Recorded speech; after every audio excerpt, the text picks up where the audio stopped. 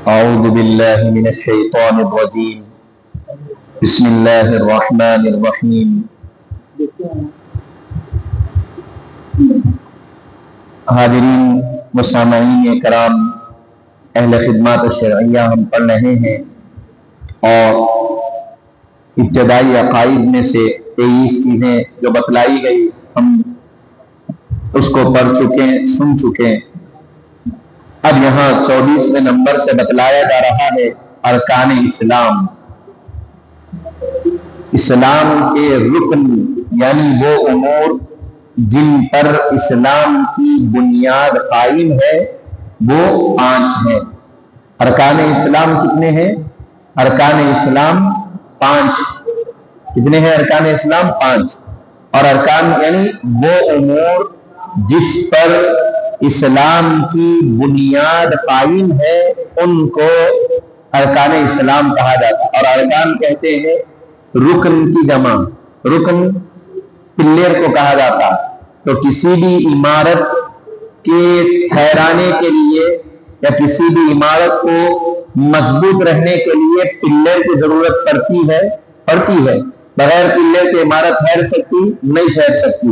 تو اسی طرح اسلام ایک عمارت ہے اور اس کو ٹھہرانے کے لیے یہ 5 ارکان بتلائے گئے۔ یہ 5 اس کی بنیادی رکن ہے، اس پر پورے اسلام کی عمارت کھڑی ہوئی۔ تو پہلا کیا ہے؟ اسلام کا پہلا رکن ہے توحید اور رسالت۔ اسلام کا پہلا رکن کیا ہے؟ توحید اور رسالت۔ توحید یعنی اللہ تعالیٰ کو ایک ماننا۔ توحید پرست ہم کہتے ہیں اپنے آپ کو۔ توحید پرست سے مراد یہ ہے اللہ کو ایک ماننے والا، وحدانیت کا اقرار کرنے والا، یہ اس کو توحید پرست کہتے ہیں۔ اور توحید یعنی اللہ کو ایک ماننا۔ رسالت یعنی حضور پاک صلی اللہ علیہ وسلم کو اللہ کا نبی ماننا۔ یہ پہلا رکن کیا ہے؟ اللہ اور اس کے رسول کو ماننا، یعنی اس بات کی گواہی دینا کہ خدا ایک ہے اور حضرت محمد صلی اللہ علیہ وسلم خدا کے رسول ہیں۔ یہ گواہی دینا بنیادی رکن میں سے سب سے پہلا رکن۔ پھر دوسرا رکن کیا ہے؟ تو کہا گیا نماز پڑھنا۔ دوسرا رکن کیا ہے؟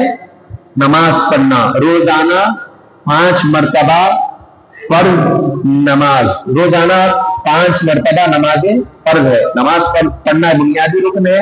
دن میں 5 نمازیں فرض ہے۔ اب اس کی وضاحت میں لکھا گیا کہ جمعہ کے دن بجائے ظہر کے جمعہ کی نماز فرض ہے۔ جمعہ کے دن کیا ہے؟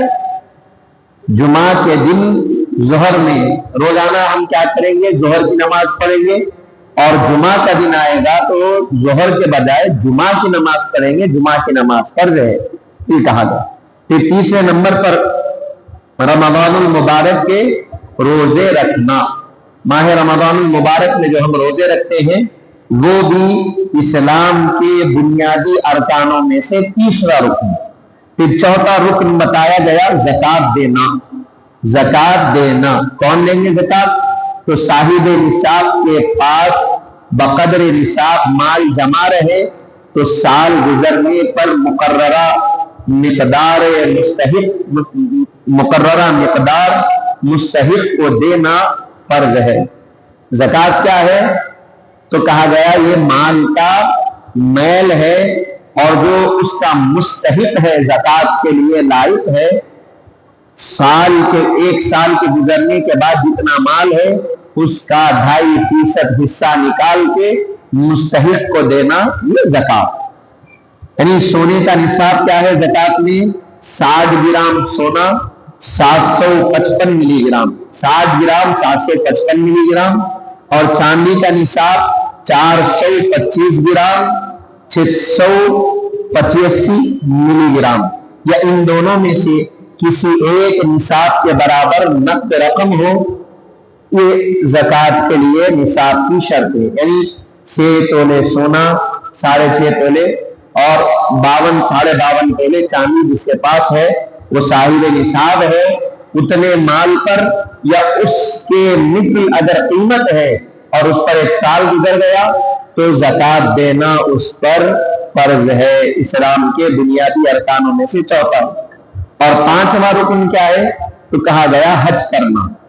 حج کیا ہے؟ خانہ کعبہ کے اطراف طواف کرنا، مقام ابراہیم کے پاس نماز پڑھنا، صفا مروہ کی سعی کرنا، عرفات، مینا، مزدلفہ، حلق، قربانی، رمی، یہ تمام چیزیں حج میں ہیں، یہ حج کرنا۔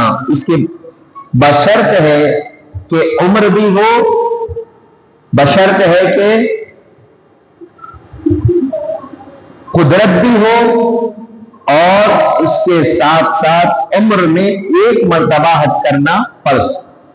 طاقت بھی ہو، طاقت سے مراد یہ ہے کہ جسمانی طاقت نہیں، روپیہ ہو، دولت ہو، جانے اور آنے کا انتظام کر سکتا ہو، اور اگر اس پر کسی کی ذمہ داری ہے تو یہاں سے جا کے واپس آئے تک جتنے دن ہوں گے، 40 دن یا جو بھی ہوں گے، واپس آنے تک کے گھر کا اس پر جس کی ذمہ داری ہے ان کے نان نفقے کا بھی انتظام کر کے جائے، جانے آنے کی بھی صلاحیت ہو، اور گھر والوں کی ذمہ داری غیر موجودگی میں بھی مکمل کر سکے، یعنی تمام اشیاء مہیا کرا سکے، اتنا پیسہ ہے تو اس پر حج کرنا فرض ہے، اس کو کرنا چاہیے۔ اور یہ بات یہاں یہ بھی ہے کہ آج ہم دیکھ رہے ہیں کہ دولت مند بھی ہے تو آج توجہ نہیں دے رہے، حج جا سکتے، حج کی کوشش کر سکتے، لیکن اس کو نظر انداز کر رہے ہیں، ٹال رہے ہیں کہ آج نہیں کل، پھر کچھ بولے تو کہتے نہیں بلاوا نہیں آیا،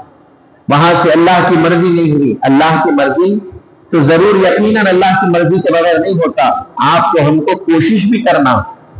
فرمایا گیا، حضور نے ارشاد فرمایا، من جد وجد، جو کوشش کیا وہ کامیاب ہو گیا، وہ پا گیا۔ مراد کو پانے کے لیے انسان کو جد و جہد بھی کرنا پڑتا، جب انسان جہد مسلسل کرتا ہے، اس کی جد و جہد اور جستجو بڑھتی ہے، تو اللہ تعالیٰ یقیناً اس کے مقدر میں یہ خوش نصیب دن لاتا ہے اور اس کو اس نعمت سے مالا مال کرتا ہے۔ تو یہ 25ویں نمبر پر اسلام کے ارکان، یہ کہ اسلام کے ارکان 5 ہے۔ اسلام کے 5 ارکان ہیں، پہلی توحید اور رسالت ہے پہلا، دوسرا نماز، تیسرا روزہ، چوتھا زکوٰۃ، اور 5ویں نمبر پر حج۔ یہ 5 اسلام کے بنیادی ارکان ہیں، اس کے بغیر اسلام کی عمارت کا ٹھہرنا، قائم رہنا محال ہے، ناممکن۔ اب 25ویں نمبر پر کہا جا رہا ہے، اب یہ تو اسلام کے ارکان ہو گئے، اب ہے احکام اسلام۔ اسلام کے جس طرح ارکان ہیں اس طرح اسلام کے احکام بھی ہیں۔ تو اسلام کے احکام کیا ہے، اور اسلام کے احکام کس کو کہتے ہیں؟ تو کہا گیا اسلام کے احکام جو بندوں کے اعمال و افعال سے متعلق ہیں وہ یہ ہیں۔ اسلام کے احکام کیا ہے؟ اللہ تعالیٰ نے حکم دیا نماز پڑھو، روزہ رکھو، زکوٰۃ دو، صدقہ کرو، حج کرو، یہ احکام ہیں۔ اب یہ احکام میں پھر کیٹیگریز آتی ہیں، یہ احکام میں الگ الگ طبقات آتے ہیں۔ تو کیا ہے وہ؟ کہا گیا پہلے فرض، پہلے نمبر پہ احکامات میں کیا ہے؟ فرض، دوسرے نمبر پہ احکامات میں واجب، تیسرے نمبر پہ سنت، چوتھے نمبر پر مستحب، 5ویں نمبر پر حلال، 6ویں نمبر پر حرام، 7ویں نمبر پر مکروہ، 8ویں نمبر پر مباح۔ یہ 8 چیزیں احکام اسلام، حرام، فرض، واجب، سنت، مستحب، حلال، حرام، مکروہ، مباح، یہ 8 چیزیں احکام اسلام ہے۔ فرض، سنت، فرض، واجب، سنت، مستحب، حلال، حرام، پھر مکروہ اور مباح، یہ 8 چیزیں ہیں جو کہ احکام اسلام۔ اب اس میں پہلی چیز کیا ہے؟ اس کی پہلی چیز لکھ رہے ہیں فرض۔ فرض کس کو کہتے ہیں؟ تو فرض کے بارے میں کہا جا رہا ہے کہ فرض کی 2 قسمیں ہیں۔ نمبر 1 ہے فرض عینی، یعنی وہ جس کا کرنا ہر فرد مسلمان پر ضروری ہے، جیسے 5 وقت کی نماز پڑھنا، روزہ رکھنا رمضان مبارک کا، یہ فرض عینی ہے۔ فرض کی کتنی قسمیں ہیں؟ 2۔ فرض عینی اور فرض کفایہ. فرض عینی ہر مسلمان مرد اور عورت پر فرض، ہر فرد پر مسلمان فرض ہے. کیا ہے وہ؟ 5 وقت نماز پڑھنا اور رمضان المبارک کے روزے رکھنا، یہ فرض ہے سب پر فرض. پھر اس کے بعد ہے فرض کفایہ. دوسرا فرض کفایہ کیا ہے؟ وہ ہے جس کا کرنا ہر ایک پر ضروری نہیں، بلکہ بعض لوگوں کے کرنے سے دوسروں کے ذمے سے ادا ہو جائے گا اور نہ کرنے سے سب پر وبال رہے گا. جیسے نماز جنازہ. نماز جنازہ کیا ہے؟ فرض کفایہ. اگر بستی میں کسی کا انتقال ہوا تو بستی میں سے اگر کوئی ایک فرض ادا کر لے تو پوری بستی کی طرف سے وہ فرض ادا ہو گیا، اس کو کہتے ہیں فرض کفایہ. ایک آدمی اگر عمل کر لیا تو سب کے ذمے سے وہ عمل مکمل ہو گیا، وہ عمل سب نے کر لیا، یہ قرار پائے گا. اور اگر ایک بھی آدمی نے عمل نہیں کیا تو پوری کی پوری بستی اس کے لیے ذمہ دار رہے.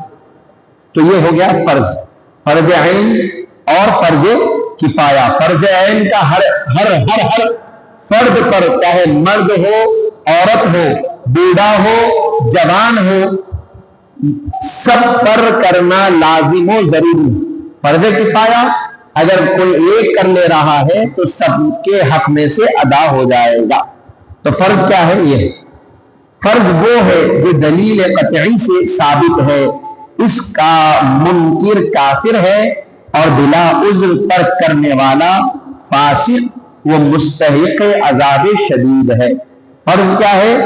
دلیل قطعی، یعنی قرآن مجید سے جو چیز ثابت ہے وہ فرض. نماز پڑھنا، واقیم الصلاۃ فرض، وآت الزکاۃ فرض، کتب علیکم الصیام کما کتب علی الذین من قبلکم لعلکم فرض، روزے رکھنا. تو دلیل قطعی سے جو ثابت ہے وہ فرض ہے، اور اگر کوئی اس کا انکار کر رہا ہے تو وہ کافر ہے. کوئی اگر فرض کا انکار کرا، میں نہیں مانتا، نماز ضروری نہیں ہے، کوئی اہمیت نہیں ہے نماز کی، اگر کوئی ایسا بول رہا ہے تو وہ کون ہے؟ کافر ہے. کافر. فرق کیا ہے دیگر مذاہب میں اور اسلام میں؟ نماز. تو اگر کوئی اس کا انکار کر رہا ہے فرض کا تو وہ کافر. اور بلا عذر، کوئی عذر نہیں ہے، کوئی حاجت نہیں ہے، بلا عذر اگر ترک کر رہا ہے فرض کو تو وہ فاسق ہے اور اللہ تعالی کے پاس اس کو شدید عذاب ہونے والا. پھر دوسرے نمبر پر بتلایا گیا واجب. واجب کیا ہے؟ واجب وہ ہے جو دلیل ظنی سے ثابت ہے، اس کا منکر کافر نہیں لیکن انکار کرنے والا اور نیز بلا عذر چھوڑنے والا فاسق اور مستحق عذاب ہے. مثلا نماز وتر، نماز عیدین وغیرہ دلیل ظنی سے واجب ثابت ہے، اور اس کا جو انکار کرتا ہے وہ کافر تو نہیں ہے لیکن انکار کرنے اور بلا عذر چھوڑنے کی وجہ سے وہ فاسق رہے گا اور اللہ تعالی اس کو عذاب میں مبتلا کرے گا. اگر کوئی فرض کا انکار کر دے تو وہ کافر، اور واجب کا انکار کر دے تو وہ فاسق ہے اور اس پر عذاب ہوگا. تیسری چیز بتلائی گئی سنت. سنت کیا ہے؟ تو کہا جا رہا ہے سنت وہ مبارک فعل، یعنی وہ مبارک عمل ہے جس کو رسول پاک علیہ الصلوۃ والسلام نے کیا ہو، یا اس کا کرنے والا ثبوت پایا گیا، اور اگر بلا عذر چھوڑنے اور ترک کرنے کی عادت کرنے والا مستحق عتاب اور گناہ گار ہے. اگر سنت پہلے کیا ہے؟ سنت وہ مبارک عمل ہے جو آپ کے اور ہمارے نبی نے کیا، اور اس کے کرنے والے کو کیا ہے؟ ثواب. اگر کوئی سنت پر عمل کرے گا ثواب. اگر بلا عذر کوئی سنت ترک کر رہا ہے یا عادت بنا لیا سنت کو چھوڑ دینے کی تو بتلایا گیا وہ مستحق عتاب ہے، اللہ کے پاس اس کی پکڑ ہوگی اور وہ گناہ گار. اگر کوئی عذر ہے چھوڑ رہا ہے تو اگر چھوڑا عذر کی وجہ سے تو چھوڑ سکتا. اب اس کی وضاحت میں دے رہے ہیں. سنت کی بھی دو قسمیں ہیں. سنت کی بھی کتنی قسمیں ہیں؟ دو. سنت مؤکدہ اور سنت غیر مؤکدہ. یہ ذہن میں رکھنا. فرض کی بھی دو قسمیں ہیں، فرض عین اور فرض کفایہ. تو اسی طرح سنت کی بھی دو قسمیں ہیں، سنت مؤکدہ اور سنت غیر مؤکدہ. سنت مؤکدہ کیا ہے؟ وہ جس پر حضرت صلی اللہ علیہ وسلم نے ہمیشگی کی ہو اور کبھی ترک بھی فرمایا ہو. اس کے کرنے والے کو ثواب کا حق ہے، ثواب دیا جائے گا، اور بلا عذر چھوڑنے والا مستحق عتاب اور گناہگار. سنت غیر مؤکدہ کیا ہے؟ وہ جس کو حضرت صلی اللہ علیہ وسلم نے کبھی کبھی کیا اور کبھی کبھی چھوڑ دیا. اس کا کرنے والا ثواب کا مستحق ہے لیکن بلا عذر چھوڑنے والا گناہگار نہیں. یہ سب مستحب میں داخل ہے. سنت مؤکدہ کیا ہے؟ حضور اس پر ہمیشگی سے عمل کیے اور کبھی کبھی چھوڑے.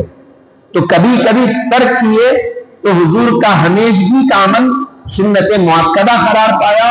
تو ہر کسی پہ یہ عمل کرنا ضروری ہے، اور اگر کوئی عمل کر رہا ہے تو ثواب ملے گا، اور اگر چھوڑ رہا ہے بلا عذر تو وہ عذاب کا مستحق ہوگا. اور اسی طرح سنت غیر مؤکدہ ہے. سنت غیر مؤکدہ وہ جس کو حضور نے کبھی کبھی کیا، کبھی کبھی عمل کیا. تو کبھی کبھی جو عمل حضور نے کیا اور چھوڑا، تو اگر کوئی وہ عمل کر رہا ہے تو اس کو ثواب ملے گا، اور اگر بلا عذر کے چھوڑ بھی رہا ہے تو اللہ اس کو عذاب نہیں دے گا. تو یہ ہو گیا سنت. یہ سنت کی قسمیں ہم یہاں تک سماعت کریں.